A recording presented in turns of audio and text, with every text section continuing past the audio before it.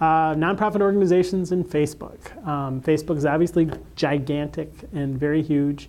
As I'm talking about this, it's July 2009, and a lot of recent research is talking about how the demographics of the people using Facebook are getting a little older.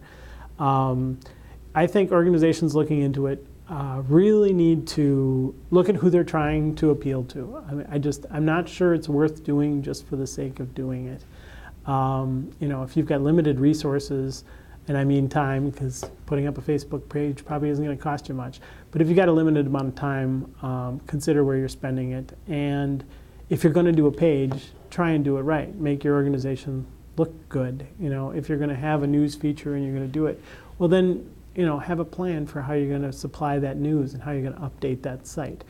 It's an old story, but a board member comes in, or the son of a board member or grandson of a board member starts a Facebook page for an organization because they're passionate about it at the moment. But then they go off to school or something like that, and it's a page that just gets left, just like the same way websites were years ago. Never gets updated, doesn't do anything for the organization except make it look like your communications are kind of out of whack. Maybe keeps adding fans occasionally. But you've got 2 events on there, and they're from 2 years ago. It's not helping your organization look good. So I just think being planful about it is wise. You really need to think about who the audience you're trying to appeal to is. And it is, the audience on Facebook changes. But then also, I guess I just caution people to get really, really excited about it. Why are most people on Facebook? They're sharing family pictures and pictures of their friends. They're playing some of these little games. Most organizations don't have the money to start one of these games or the skills to start one of these games. You've got the ability to get fans. You've got the ability to get people say they like what you have to say or dislike what you have to say, so you can get limited feedback on it.